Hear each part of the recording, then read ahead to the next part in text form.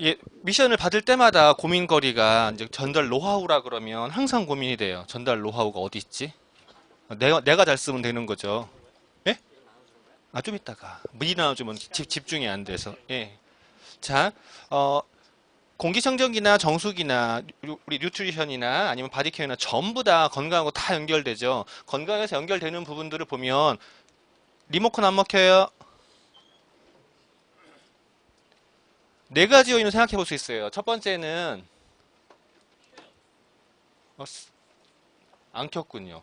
첫 번째는 유전적인 부분이죠. 우리가 유전적인 부분에 대해서 생각을 하면 이게 좀 굉장히 한정적이에요. 이거를 비만이라든가 당뇨라든가 이런 것조차도 유전으로 몰아가는 경우가 있는데 그거는 정말로 좀 확대 해석하는 경우고요. 그거 말고 생활 습관이 많은 좌우를 해요. 우리가 어떠한 생활 환경을 가지고 있고 어떠한 습관을 갖고 있냐에 따라서 내 건강에 영향이 어떻게 받냐죠. 가령 내 주위의 환경이 지나치게 오염원이 많은 환경에 있다라고 할 때 이 점막의 자극을 받아서 코피가 생길 수도 있어요. 또 코피가 터질 수도 있어요. 또 반대로 그런 원인이 없는데도 코피가 많이 나는 경우도 있어요. 어떤 경우냐면 내 몸에 미네랄이 부족한 경우에 또 점막이 약한 경우에 여러 가지 원인이 있죠. 그러니까 생활 습관에 따라서 그 사람의 건강은 많이 다 좌우가 되고요. 그리고 그렇게 건강에 문제가 발생했을 때 의료적인 치료 이런 걸 받으시죠. 도움을 받아서 내 건강을 유지할 수도 있어요. 하지만 우리가 꼭 필요한 게 하나 있죠. 내 환경을 내가 바꾸면 돼요. 내 환경을 내가 바꾸면 되는데 건강적인 측면에서 아까 정수기 정말로 중요하죠. 내가 먹는 거잖아요. 내가 먹는 거의 모든 베이스가 물이잖아요. 근데 그거보다 더 중요한 게 있어요. 지금 이 순간에 제가 물을 안 먹고 있어도 저는 호흡을 하고 있고 여기 계시는 모든 분께서 호흡을 하고 계세요. 그리고 그 호흡을 다시 뱉어놓고 그걸 내가 또 먹고 있잖아요. 그러면 내가 뱉어놓는 호흡 안에 혹시라도 바이러스라든가 이런 게 있다면 여기 계시는 분들한테 모두에 영향을 줄 수 있겠죠. 그런데 이런 그 뱉어놓는 호흡 말고도 또 뭐가 있어요? 먼지요. 내가 움직이면서 발생하는 먼지. 가령 제 차 안에 앰모스피어 드라이브가 돌아가고 있어요. 돌아가고 있는데 혼자 다니잖아요. 측정을 해보면 0까지 잘 내려가요. 측정기 0, 그리고 조용해요. 얼마나 조용한데요. 근데 차 안에 4명 타잖아요? 드라이브가요, 시끄러워요. 0까지 잘 안 내고 막 2, 3 정도에서 막 멎어요. 계속 움직이고 있기 때문에 그러죠. 움직이면서 뭐가 발생하냐면 먼지가 발생을 해요. 먼지가 발생하는데 이 공기가 오염될 때 문제가 발생하는 게 산소 부족이라는 게 발생을 하죠. 왜 부족이 발생하냐면 우리가 호흡하는 산소 안에는 공기 안에는 산소만 있는 게 아니라 질소라든가 여러 가지 다른 이물질도 함께 있어요. 그리고 거기에 이제 산소 비율에 따라서 이게 좋은 공기, 나쁜 공기냐 결정이 되거든요. 그러면 거기에서 산소가 줄어들고 이물질이 늘어난다는 얘기는요. 이물질이 늘어나는 만큼 용적이 줄어드는 건 산소의 용적이거든요. 그럼 산소 포화도가 떨어져. 그러면은 호흡이 좀 많이 필요하겠죠. 산소가 떨어지니까. 그러면 이제 우리가 알 수 있는 일산화탄소 중독이라는 거 아세요? 졸려요. 그거 정말로 행복하게 죽는 방법이에요. 아무것도 모르고 죽어요. 일산화탄소 중독은. 그래서 우리 자다가 연탄불 뗐다 옛날에 많이들 돌아가셨잖아요. 진짜 모르고 죽거든요. 그게 공기 안에 다른 그 기체들이 포화가 높아져서 그래요. 그러면은 그런 거 말고 우리가 이 안에 오염원이 많다라고 하면은요. 그만큼 내가 호흡할 수 있는 산소의 양이 줄어드는 거거든요. 그래서 오염원을 줄여줘야 되는데 그 공기의 오염원이 어떤 역할들을 하느냐. 그게 많다 그러면은요. 저체중아를 출산할 수도 있대요. 자, 공기랑 저체중아랑 무슨 관계가 있을까? 뉴스 자료만 나올 거예요, 지금부터. 공기랑 저체중아랑 무슨 관련이 있을까요? 내가 호흡하는 순간에요. 우리 뱃속에 있는 아이도 호흡을 해요. 호흡하는 순간에 호흡을 하는데 호흡을 했더니 그 민감한 애가 산소가 안 들어가요. 그러면 세포 분열도 안 되고 뇌 형성도 똑바로 안 되는 거예요. 그러다 보니까 DNA의 손상이 발생할 수 있는 거예요. 유전자가 정상적으로 생겨나지 못하는 거예요. 그리고 알레르기 환자가 계속 증가하고 있다고 하죠. 제가 공기청정기 강의할 때 가끔 장난처럼 그러죠. 우리 앰모스피어를 틀어놓으면 앞에서 뽀뽀를 하지 않는 이상에는 감기가 안 걸려요. 라고 이야기하잖아요. 그런데 알레르기 같은 경우엔 장의 민감도도 있지만 장하고 폐는 직결되거든요. 폐가 건강하지 않으면 장도 건강할 수가 없고 장이 건강하지 않으면 폐가 건강할 수도 없어요. 그러니까 같이 케어가 돼야 되는 건데 폐가 건강하려면 조건이 있죠. 일단 너무 건조해서는 안 돼요. 폐는 촉촉한 장기예요. 그리고 폐가 호흡을 할 때 뭔가 걸리적거리면 안 되죠. 그 걸리적거리게 하는 게 먼지들이거든요. 근데 큰 먼지는 다 걸러진다고요. 작은 거.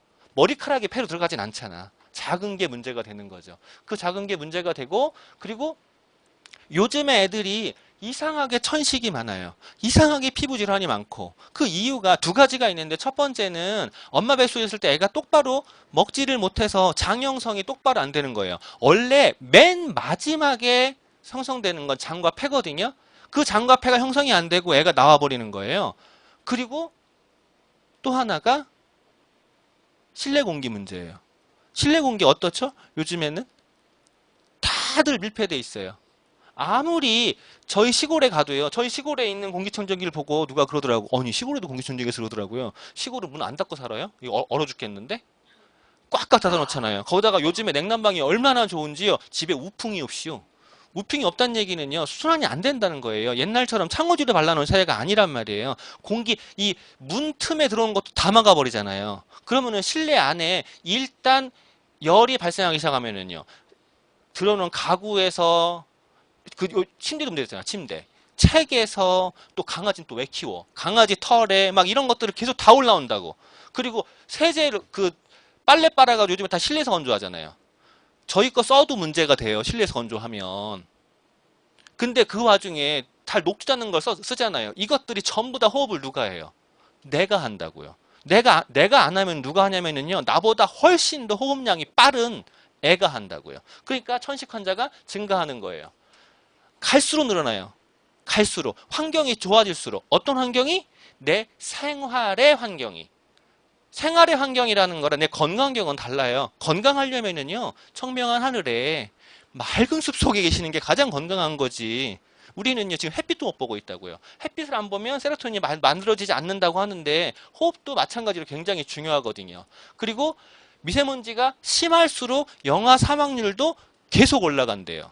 이런 영아 사망률의 직접적인 원인이 미세먼지까지도 포함된다고요. 이런 요소가 있죠. 엄마가 마신 초미세먼지가 혈관 타고 태반까지 간다.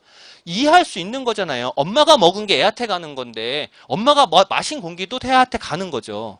이런 뉴스 자료는 얼마든지 찾을 수 있어요. 그러면 공기가 얼마나 중요한지 아시겠어요? 이걸 딱 보시면 숨쉬기 좋아라는 생각이 드시나요? 그렇진 않죠. 보는 순간 답답해지잖아요. 답답하고 매일 이런 것 때문에 죽는다고 하는데 우리가 이런 뉴스를 보여주고 이야기를 해도요. 설득이 안 돼. 누군가는 정수기 좋아. 공기청정기 좋아. 라고 하면 나가요. 근데 누군가는요. 아무리 기술적으로 집을 얘기를 하고 0.002사가 어쩌고저쩌고 얘기를 하고 해도 큐브가 좋대요. 예. 네. 막 애가 썩 흘러. 뭐 그거 좋대요. 그러면서 저한테 전화가 왔어요. 누가 거기는 0.003을 걸른대요. 진짜로 최근에 그랬어요. 옆에 들었어요. 그래가지고 얘기했죠. 0.003mm가 뭔지 아니? 우리 거는 0.0024인데 뭔지 아니? 그랬더니 모른대요. 여기는 미리미리고 우리는 마이크로야. 천 단위라고. 천 단위라고. 이게 천 단위가 차이 나는 거예요. 근데 그거를 이 수치만 생각을 하고 0.003mm 그럼 0.3 마이크로를 거른다는 거거든요. 근데 우리는 0.0024 마이크로란 말이에요. 완전히 다른 수치예요. 이거를 개념도 이해를 못 하시는 분이 사파이어예요. 자, 그분이 어떻게 한 거죠? 그분은 누군가에게 공기청정기 기술을 설명했을까요? 우리가 배워올 때 공기청정기 기술에 대해서 막 열심히 설명을 한들 듣지를 않아요. 왜냐하면 그분들은 나를 전문가로 인정하지 않는다고요. 그냥 옆집에 있는 아는 사람, 아는 언니, 아는 오빠. 그러니까 우리가 해야 될 거는 설득을 할 때 이러한 법칙을 활용하시는 거예요. 상호성의 법칙이라고 하는 게 있어요. 로버트 치알디니 박사가 만들어 놓은 건데요. 첫 번째, 상품을 받아본 사람이 사기가 될 가능성이 높아요. 그래서 우리 뭐 하죠? 공기청정기 시집 보내잖아요. 물론 시집을 짧게 보내셔야 돼요. 길게 보내시면 안 돼요. 일단 틀어보면 알잖아요. 그죠?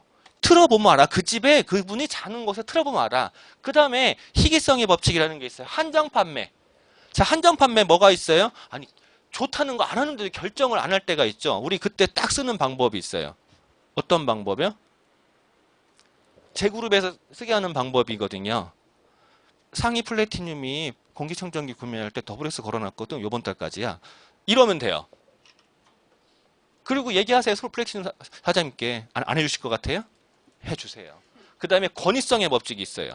불확실한 상황에서 신뢰할 수 있는 전문가의 얘기를 따른다는 권위성의 법칙은요. 내가 권위가 없잖아요.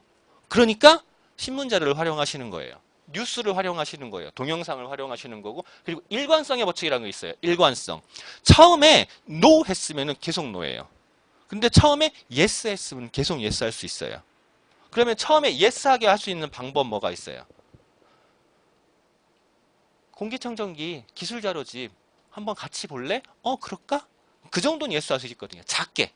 그리고 내 차 안에 앰모스피어 드라이브 있거든? 한번 볼래? yes 할 수 있어요. 그리고 수치 보여주고. 그리고 우리 집에 있는 공기청정기 너 빌려줄게. 일주일만 써봐. 네 애가 기침을 하는지 안 하는지. yes 할 수 있어요. yes. 그 다음에 권위성 넘어가면 돼요. 그리고 호감의 법칙이라고 있어요. 이거는 정말 인간 돼야 되는 거죠. 호감의 법칙. 내가 맨날 이러고 있으면 호감 절대 안 생겨요. 그리고 사회적 증거의 법칙이라고 있어요. 이것도 신문자료라든가 뉴스 활용하시면 돼요. 근데 신문자료라든가 뉴스 이외에 뭐가 있을까요? 모 연예인이 쓰고 있대. 여기 사진 안 넣었지만 송일국기가 쓰고 있대. 뭐 이런 거예요. 찾으면 얼마든지 나오죠. 워낙 유명한 공기청정기잖아요. 그러면 그러한 사회적 호감의 증거의 법칙을 활용하시면 돼요. 그리고 마지막에 이런 게 있어요. 이거는 소비자들의 그 심리. 어차피 아메이는 심리라고 생각을 해요. 심리를 어떻게 활용하냐거든요. 뒤로 돌려주세요. 누군가에게 정말로 제품 세일즈를 잘 하시는 분이 있어요. 저는 보시다시피 제품 세일즈를 못해요. 못하는데요. 생각을 하면서 심리를 자꾸 읽어내려고 하고 어떤 상황으로 발전되는지 고민을 하고 그 방향으로 자꾸 해결을 하려고 해요. 그러면은 심리적인 거에서 파노폴리 효과라는 게 있어요. 파노폴리 효과. 어떤 사람들인 거죠? 이거를 활용할 수 있는 분이 있어요. 강성인 D타입들 있죠. 우리 디스크에서. 강성인 D타입들. 지가 잘났잖아요. 그죠? 진짜 지가 잘난 줄 알아요. 아니잖아. 아니 지가 틀려도 잘난 줄 알아요. 그러면 우리가 거기다 틀렸다고 하면은요. 그 D타입들 뭐라 그래요? 말 안 들어요. 꼭 고개가 여기 기부스를 하고 있는데 말 듣겠냐고요. 그분들한테요. 맞습니다. 당신이 옳습니다. 당신 같은 멋있은 분이 이 정도는 아셔야죠. 라고 이야기해 주는 거예요. 당신이라면 좋은 거 쓰셔야죠. 어떻게 싼 걸 쓰시겠어요. 그죠? 기왕이면 좋은 거 쓰세요라고 하는 거예요. 그 다음에 요즘에 나오는 것들이 있어요. 소비의 상향평준화. 학력은 하향평준화죠. 경제적도 하향평준화죠. 근데 소비는 다 상향평준화예요. 왜요? SNS 때문에. 남들 다 정말로 진짜 못 먹고 살다가 가끔 1년에 한 번 드마리스 한 번 가면 드마리스 막 찍어 올려. 그럼 얘는 맨날 그런 데 가는 줄 알죠? 그거 갖고 1년 내내 우러먹잖아요. 그런 걸 보다 보니까 내가 지금 김치찌개 먹고 있는 게 너무 이렇게 보이는 거예요. 그러니까 심리적으로 자꾸 소비는 상향돼 있어요. 나는 비닐봉지 갖고 되는데 왜 루이비 똥백을 들려고 하냐고요. 그거 진짜 비 맞으면 안 돼요. 비 오는 날 들고 나간 아니거든요. 그게. 근데 우리는 소비가 상향평준화 돼 있어요. 그러면 그것도 활용하시면 돼요. 어떻게 해요? 요즘에 공기청정기 안 쓰는 사람이 어딨어. 다 알잖아. 뉴스에 다 봤잖아. 이때 집집마다 방마다 다 있잖아. 요즘에 어떻게 하나 갖고 쓰냐. 애들 방은. 좋은 방법이죠. 이렇게 이야기를 해서 그분하고 다시 뭐를 해요? 이거라는 거예요. 호감의 법칙을. 자, 이 호감의 법칙을 기준으로 하셔서 지금 나눠드린 이 종이를 놓고 한번 이야기해 보시기를 바라겠습니다. 네.